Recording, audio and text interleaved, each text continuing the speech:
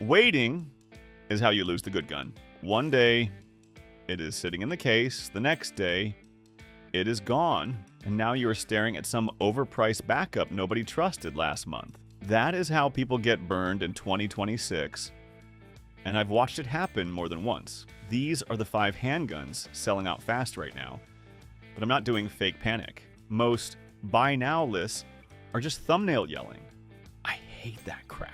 This list has a different smell to it. Real buyers, thin restocks, gun counters getting cleaned out, and guys who used to wait suddenly putting cash down. Still, not every rush is honest. Some pistols move because they earned it. Some move because the crowd got dumb. So the test is simple. Which ones are worth grabbing before the case goes empty, and which ones leave you feeling like a sucker after the receipt prints? The last gun tells me 2026 is not normal.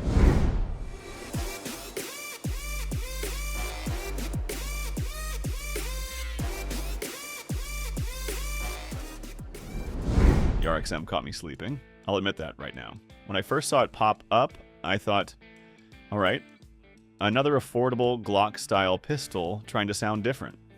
I didn't rush, didn't call anybody, didn't even take it that serious. Then one evening, I'm sitting in the truck, checking listings around Texas, and almost every place that had one listed said the same ugly phrase, call for availability. That's never a good sign. So I called a shop I trust, and the guy didn't even let me finish the question. He just said, XM, you're late. That bothered me. Because this isn't just another Ruger 9mm.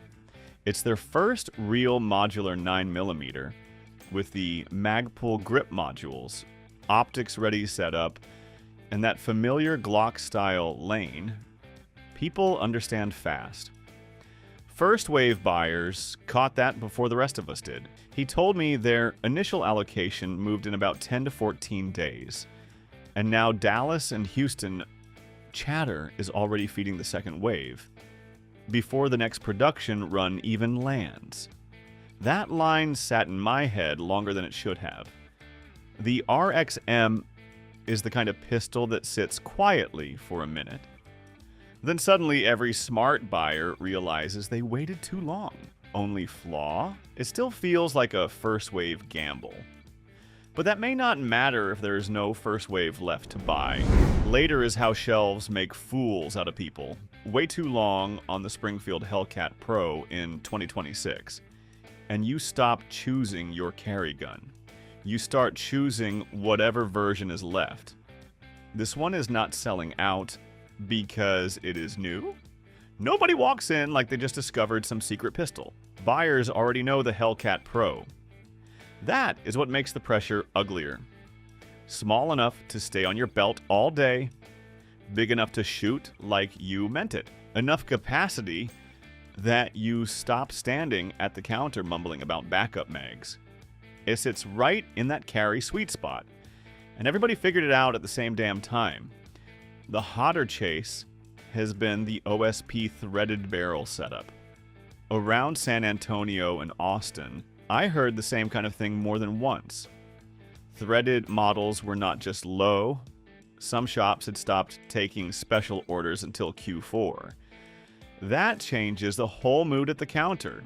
Guys who came in wanting the exact setup started grabbing the regular Hellcat Pro because touching one today beat weight in on a maybe. I still do not call it soft. Long strings get snappy, and the gun reminds you fast. This is not some lazy full-size range pet, but waiting on this one feels less like patience and more like watching everybody else solve their carry problem first. And what came after that is smaller, which makes the rush around it feel a little damn strange. The Bodyguard 2.0 surprised me because I thought the .380 crowd had gone quiet. For years, when that pocket carry corner felt sleepy. Same little guns, same slow questions. Most buyers walk past it on their way to bigger carry pistols.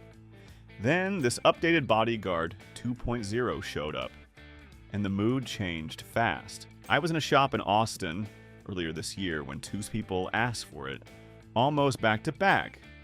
Not gear guys. One was a nervous first-time carrier. The other was an older shooter who said he didn't want weight, didn't want bulk, didn't want drama. Just something light and simple he'd actually carry. That's when the counter guy leaned in and said, "Aye, Steve, this is one of the few micro compacts still selling out the same week it arrives." That changed the way I looked at the whole .380 shelf. Better trigger, optics-ready slide, improved capacity. It made .380 feel serious again. Then I heard a Central Texas distributor had sold through 3 restocks in under 3 weeks. That's not curiosity. That's buyers moving. It's still a small .380, and some people will never trust that category. But that might be exactly why it's dangerous to wait. While half the room is still debating pocket carry, first-time carriers and older shooters are already buying the Bodyguard 2.0 before the glass case cools off. Low production volume just makes that worse. I'll sleep on it. Cost him money and the exact SIG Sauer P365 X Macro he wanted. We were standing at the counter after lunch. Bad fluorescent light, glass smudged up, him turning that X Macro over like it owed him an answer. Correct optic setup, right package, no weird color, no stripped down version. The clean one. He kept doing the buyer dance, compare prices, check one more shop, maybe wait for a better deal. All that smart guy stuff people say right before somebody else buys the damn gun. I didn't pitch him. The X Macro does not need cheerleader work. Everybody already knows what it is, and that is the whole problem. A few days later, the text came in. He found an X Macro, sure.